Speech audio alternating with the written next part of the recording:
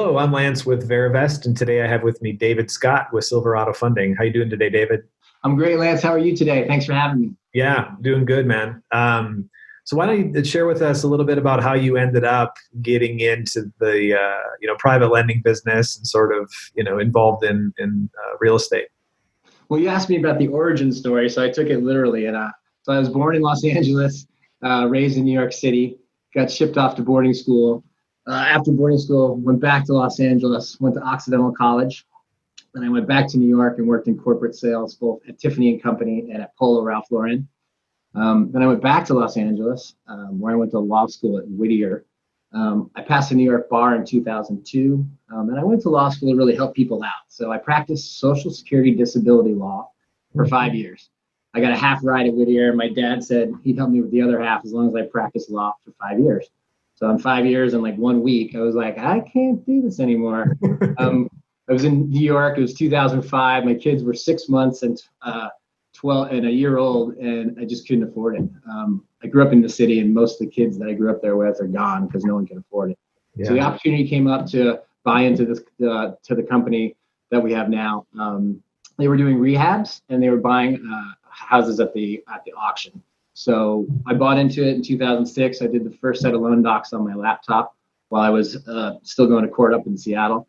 So I was doing 2 jobs for a bit. And we started to lend money to the people that were buying houses at the auctions and doing rehabs. So that's really kind of how we got into Silverado Funding and started it. We did lots of loans in the Midwest and the South, non-owner occupied loans prior to the downturn, and we were doing quite well. We almost bought an airplane to fly around to the 10 different markets we were in. And it's a good thing we didn't do that, because it stopped and Countrywide went away. That was the exit strategy for all 90 loans we had on the books. So we had a lot of pain for the next 18 months. But I restructured the company, bought out a couple of partners. And now we just do loans in Oregon and Washington. New construction, spec loans, rehab loans, and some bridge loans. And new construction in particular has been really, really good for us in the last decade. So now that you've kind of honed in on the tighter markets, I mean, how do you guys, how do borrowers find Silverado? Well, we got a pretty good book of business since we've been doing loans here exclusively since 2009, 10.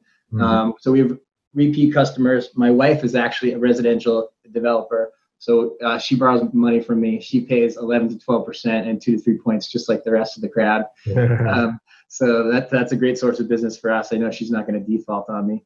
But we get referrals from title companies and real estate brokers as well.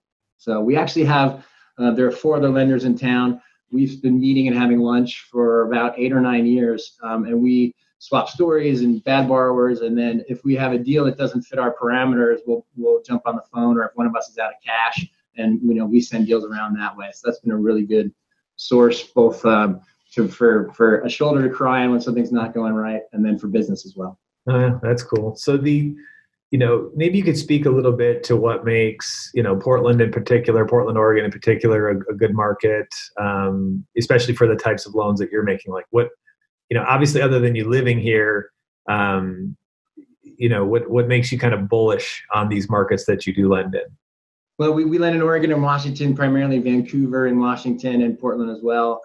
And for a West Coast city, it's still relatively affordable. So if you're coming from Los Angeles or San Francisco or even Seattle, you're like, whoa, this is the affordability factor is still high, even though the house prices here have gone up significantly in the last decade. So that's why we're bullish on Oregon. Plus, we want to be able to drive to a loan. That's kind of our big thing, is like, I got to be able to jump in the car and go check it out. Yeah. And do you feel like, will Portland, as we've seen with like Seattle or San Francisco, is there a point at which it kind of reaches that same point of, not being affordable anymore? Or kind of like, how do you view, this market, moving forward? Is there such a supply demand imbalance? I don't follow too closely. So I'm just curious, like, how do you guys look at that?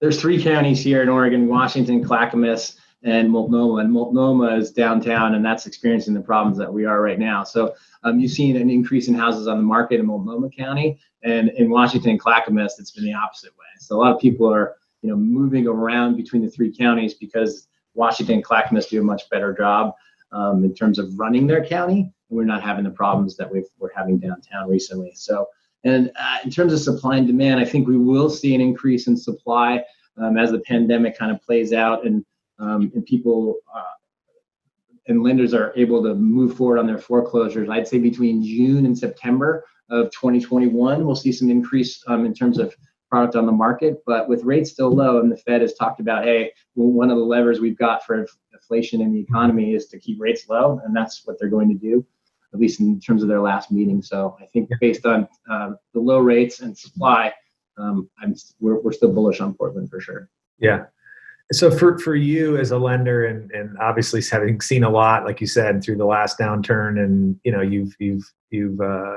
you've earned your stripes, so to speak. I mean, do you have at this juncture sort of an overarching investment philosophy, or the way that you kind of look at things at a high level that you could maybe share with us?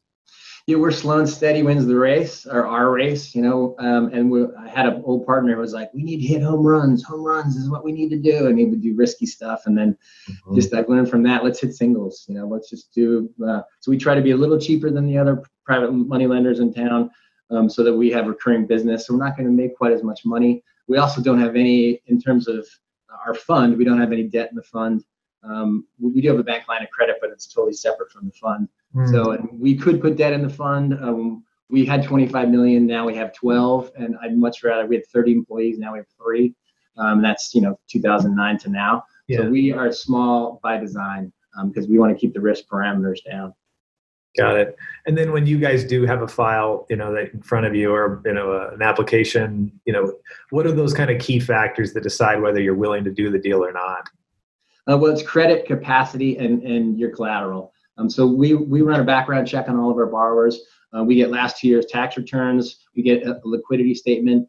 And on our application, it says, have you ever had a foreclosure, bankruptcy, or been convicted of a crime or an infraction or anything? And if they say no to any of those things, and I am very upfront to the borrower, hey, just, if there's a reason why there was a BK or a foreclosure and it makes sense, that's cool, but please disclose.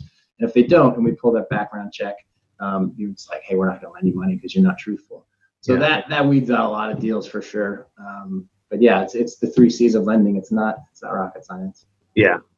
So, post origination, since you are kind of in construction lending or rehab or whatever, how do you guys sort of continue to add value to the process, after you've originated a loan? What do you do to make sure that, you're going to get that return of capital and that return on capital? We've got Northwest Loan Monitoring as our inspection service, and basically every bank in town uses them. And they'll look at a rehab budget, whether it's new construction or rehab, or a construction budget, prior to us funding, and they'll just say, oh, hey, wait, this in terms of the excavation, they're a little light here, have them substantiate their numbers. So we'll talk about that even before a loan funds, and then we'll send those same inspectors out to do all the draw inspections, and they are spot on. They'll be like, hey, it's 52.4% complete, and so you can disperse to that amount. We can go over sometimes or less, just depends on the deal, but that's how we ensure that our controls are in place, because the lien laws in Oregon do not favor the lender, they favor the mechanic. So we're very careful using the title companies to do date downs to make sure there are no liens prior to doing a draw, and then using our inspectors as well. Yeah, got it. So in terms of, besides yourself at Silverado, you mentioned you've, kind of streamlined the team, but maybe you can kind of speak to those other, key players. You mentioned the vendor that does the construction monitoring and stuff, but is there anyone else sort of on the team that's just integral to making things happen at Silverado Funding? Yeah, the 2 key players are Sandy Bellata, who's our controller. She helps us manage the fund, which actually you guys have been helping us manage since day 1 in 2015. That's been great. And then my processor, her name's Jessica Ribka, and she's been with us a decade. So, and Sandy's been with us 9 years. So it's a core team. We just work really well together. Yeah. No, that's great.